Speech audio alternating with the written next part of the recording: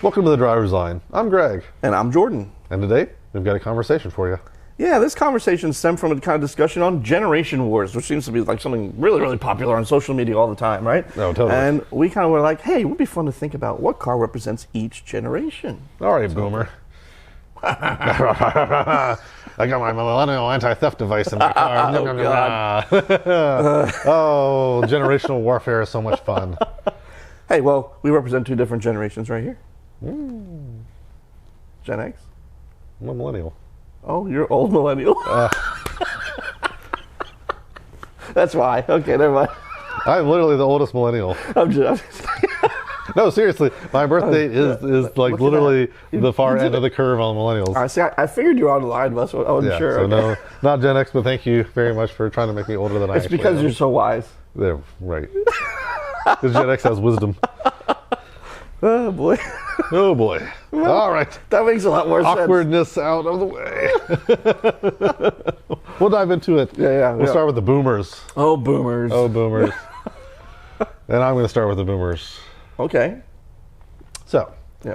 Tell me about the boomers. boomers. They love space. They love to consume. They love to raise prices on things for the rest of us. Make things unaffordable for everybody else except for themselves. We love our boomer viewers, though. We love our boomer viewers, though. We love you all very much. This is all in good jest. It is a good jest.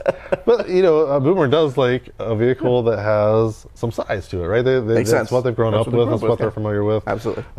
And this, of course, is a dying breed, right? Like they don't want something they have to step up into. So they really don't want an SUV. They want a sedan. Oh, okay. And full-size sedans really are kind of a thing of the past, like the body-on-frame full-size sedans. And the last one made was the Chrysler 300C. Okay. And so it was the ultimate boomer mobile Indeed. in style and design and content and everything. It was a simple vehicle. It didn't have a lot of tech in it. It's not going to be something that confuses somebody. It's not going to make someone like swear at their iPhone and throw it down. I'm looking at you, Dad.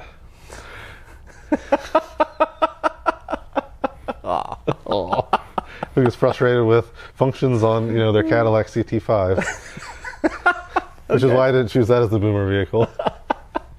So Got the it. Chrysler 300 again, it's just perfect. It's simple. It does exactly what it needs to. It's going to be a comfortable ride. It's reliable. It gets you where you need to go. Okay. Yeah. It's a perfect boomer vehicle. Awesome. Yeah, I think that definitely works. My parents are going to totally unsubscribe after this, but anyways, go ahead. Hey, at least you got a comment. Yeah. Well, so like in my heart of hearts, and still like it's hard not to say Corvette because like, how could you not? Right. So like that goes without saying. I feel like that's like automatic. Yeah. Whatever. Fair enough. For a more interesting pick, I went with something a little more. I've chosen the Porsche 911. No, I didn't. I did not pick a Porsche. Actually. Wow. Yeah, I know. Minivan? I feel like what Minivan? No, no, not a minivan. I can see it working, but no. So I agree with you. Boomers like space. They like do. comfort, Yes. right? And they like familiarity. So boomers were raising kids at a time when Japanese cars were coming into play, and they were kind of skeptical about them. But then as time comes through, they realize, oh, these are pretty reliable. Mm-hmm. And my money means a lot to me.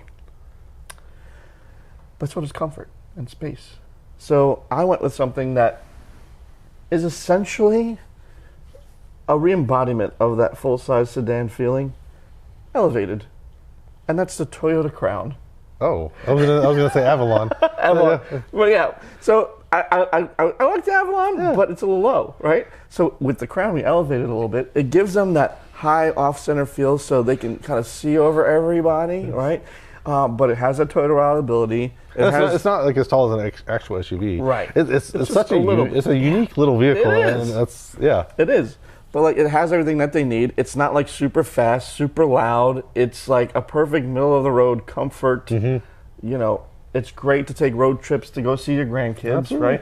right? And it's something that won't confuse them to use because it's a Toyota product and they haven't really changed too much That's true. on interior wise, right?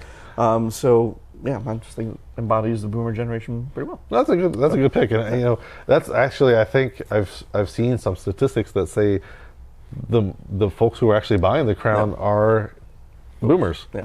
I mean, That makes it's really, I don't think that's who they necessarily designed it for, Yeah, but well. that's who has come to really find it really fits their needs and purpose as well. think so. So, I mean, it's a good, second choice since there's no more 300s being made. Yeah. Okay. All right, moving on. Gen X. Gen X. Yeah. The independent generation. Yes, the independent generation, the generation that wants to show they're different from their parents. That's right. That's Yes, right. so Rebellious. largely, their kids are in high school or college by now, Mm-hmm, which is why me with a 6 and a 3-year-old is not Gen X, my Well, you friend. could be a baby Gen X. But, anyways, needless to say, Gen X. Yeah. This is the ones that stayed out late at night. They went bicycling off and into the woods and Yeah, they want to stand out. stand out. Stranger thing. Things, good stuff. Yeah. Gen X. Love it. Love it. Okay. You go. All right, I go. All right, wonderful. So, so I had the Toyota Crown, right? So I'm like, what car is really completely opposite of that? Not comfortable. Not comfortable. Hard to get into. Uncomfortable. Hard to get into. Looks really cool. Alpha Lots 4C? of style, right? Alpha 4C. No. I went with something that gets you independence because Gen X is about independence, right? It has a carbon tub. Okay. And it's beautiful. It is. It also drives terribly, so I hate that car now. I really. That's such not a part of this. Stop it. Anyway, so Gen X, independent, don't care what their parents think. They want to be, at this point in their life, right, like you're saying, they're sending their kids off to college, they're trying to relive their youth at this point, right? They have the house back to themselves. Let's party. I'm thinking of a Jeep Wrangler for you guys, for Gen X. Oh. That's right. Relive your youth days, driving around in your old classic Wranglers, but now much more comfort, much more updated. The tech is... Is comfort really that much better? No, that's true. Yeah. But, more comfortable than it used to be, I guess. It has some more creature Wasn't a high comforts bar. to it. Yeah. Exactly. But not too much complicated stuff to understand, but it looks really cool. So I think it's a good representation of that generation. Interesting. Interesting choice. I mean, I disagree. Oh. Because I think like you in the sense that their kids are either in college or high school, so they don't need like a ton of space with car seats and things of that nature. They can get something a little bit smaller, a little bit more interesting and unique. But they're two-door Wrangler is unique and small. no. Oh wow. Wranglers are huge. They're big. I mean, a two-door Wrangler? Yeah, but they're going to get the 4-door unlimited, whatever. Oh well, that's their pick though. That's their Yeah, choice. they're not going to get the 2-door. Do they even make a 2-door anymore? Yeah, they do. Anyways, you never see them on the road. Yeah, I they don't know don't. why. I mean, yeah. But anyways, so, but this is the first group that was techie, right? Like they understand technology. They want technology in their cars. They want all that connectivity. They want the latest. They want screens. They want like a double screen, like a stack screen. They want something cool, and they want to show their wealth and their prominence. So they're going to get a luxury brand. They're not going to buy something from Interesting. Jeep, even though Jeep is I mean, probably a luxury brand now. By the way, Stellantis has positioned them. That's true. Even though they're not. Yeah. But anyways, they want an Audi is what they want. They want an Audi. They want to look Germanic. They want to wear their turtleneck, and they want to look cool. And they're going to look cool in their Audi Q5. you're a millennial, right?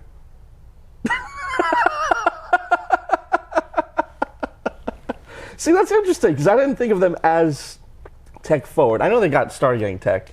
but They're the that's an ones who interesting pick. really brought technology forward, right? Was Gen X. Millennials were the first ones who used it throughout their entire life, generally. I didn't, but I guess I was a privileged upbringing, as it was did. Mr. Audi Premium. Prestige. Get it right, son. Get it right. I can see that. yeah, working. yeah. You want to flaunt your wealth a little bit at this point, right? Kids are out. Exactly. You're either not paying for college anymore, which is great, or your kids are at least maybe out of the house, and so you got a little time to go ahead and like step up to an Audi. You want something a little bit that looks nice and goes well and drives nice, but you don't need all the space of like a Q7, which is what we have to have because we have kids and they need all their trappings that come with them all the time. Right. So you don't really need all that space. So maybe even the Q5 Sportback. Oh wow. Okay. A little stylish there. Yeah, if you want to be stylish, or in one look worse, but that could be your choice too. Yeah. That's You're right. Gen X, you're unique. You do you. Yeah. That's right. All right. I can see that. I could see that. Yeah. I still think I could see like some Gen Xers cruising around in a Wrangler though. Maybe. Is that why you have a Wrangler? No, because I'm a millennial. Anyway, it's not really mine. But anyway. All right, moving down to our generation. Our generation, millennials. Here we go. Yeah. And I'll kick us off this time because I have the perfect millennial vehicle. Okay. Why is this the perfect millennial vehicle? What do we like Because as millennials? it embodies millennials that are not us. Oh. I think I know where you're going with this. We may have picked the same car. Let's see. Because millennials are very tech focused, right? They Very want much, tons yes. of technology. They want things to do things for them. Yeah. And so, what vehicle is the closest to driving for you? A Tesla. A Tesla. Like it or not, it is a Tesla. And millennials same. have kids, Yeah. but they also don't have a lot of money. So, what do? You can't afford the Model X. Right. Model X, too much money. Yep. Model 3, too small. So, Model Y. Nice. Model Y is the perfect millennial vehicle. I know millennials who have these. My good friend Michael, who I debate with Tesla a lot, has one of these. So you know what? Model Y is the millennial vehicle. Love that. I was very close to that. I'm adjacent to you. I Adjacent. picked the Model 3 only because I think there's a lot of folks in our generation who are not having kids, That's fair. myself included. You have that combination of kind of representing the whole generation. But either way, I Yeah. think it does speak to 100%. what our generation is all about. Is all about is something yeah. very, very tech forward. Yes, The yeah. cutting edge of technology. Like Tesla or not, right? They are definitely still on that razor's edge of trying to bring self-driving forward. The less is more with the interior. Very simplistic, but tech forward. Everything is through like a giant tablet, which all millennials love their phones and Always. yeah. Easy to use. We know how to do all that stuff, right? And Yep. our parents will ask us how to use it. Exactly. Exactly. And conscious of the environment too. Yeah. Yeah, exactly. And right. that's the first That's a generation really that good point. really, This is the first generation that really started caring about sustainability, which Right. even differs us from Gen X a lot. Sure. Is we're the first ones to say, hey, maybe we should stop ruining our planet. Could be a good start. And So- of course, lots of people to debate, batteries and how they're made, but ultimately, right, that is a direction to produce no emissions. So, Right. Yep. you're right. Yeah. Yeah. All right. Well, last generation we're going to discuss is Gen Z. Gen Z. So the generation who does not want to work Yeah. Or drive, really. or drive. Really. Yes. They want to be chauffeured places, really. But as this is a driver's podcast, I did not pick a car that would chauffeur them around because I know that they're going to Uber everywhere, honestly, right? Oh boy. Go ahead. No, you definitely did not pick my pick because I went really far niche. Like, I was like, wow, am I really going to go this niche? Okay, 500 each. Wow. even more niche. Wow. So, I had a little fun with Gen Z because, ultimately, realistically, they do love, Uber, right? Uber Eats, Uber transportation, do it for me, Yes. right? And I get that. But being it is a driver's podcast, I felt like I wanted to pick a car, at least, that they could, in theory, drive, right? That being said, Yes. if I'm not really wanting to drive, I'm not going to go out and get a license, Right. right? So I picked a vehicle that you could operate without a license. Oh. Technically labeled a quadricycle in Europe. Gen Z, much like millennials, are also aware of the environment and environmental impact, and not really too interested in filling up their car with gasoline and all that stuff. Right? We'd rather just charge it. So I picked the Citroen ME, which is a very small two-door city car from France that does not require a license to drive because it's technically a quadricycle. And I think it's the smallest, funkiest thing because, Gen Z does not care what people think about them. They want to live their own life. And you know what? I'm just going to hop in my little Citroen and go and not even worry about it. Who cares? Can I drive on a sidewalk? Sure. I'll drive on a road. I don't care. I do me. So I just went a little fun with it. But go ahead. Let's hear your take. See, you even went. You went a step too far. I went all out. You went a step too far because that requires effort. Oh my gosh! Oh, you're being mean to our Gen Z friend. No, I'm being truthful. And you know what? So what it is they don't even want to have to bother with it, so the vehicle does not exist. You just NA. NA, not applicable. There is no vehicle for the Gen Z generation because, to your point, they want to use everything's delivered to them. Rideshare. A drone, maybe. They want to use rideshare. They want to use public transportation. This is what they want to do. They want to be able to sit down and enjoy, their media, their book, their, movie, their video, whatever they're wanting to look at, social media, it doesn't matter. They want to be able to enjoy doing something else instead of spending that time worrying about driving. They don't want to have a sunk cost of a vehicle. They don't want to have to worry about parking, insurance, license, any of this. Oh yeah, for sure. I can see that. That's what they want as a generation. Gotcha. I know there's going to be exceptions, and there's probably going to be some for Gen sure. Zers who are out there like, I want a Hellcat. Yeah. I mean, they're cool. You're in the minority.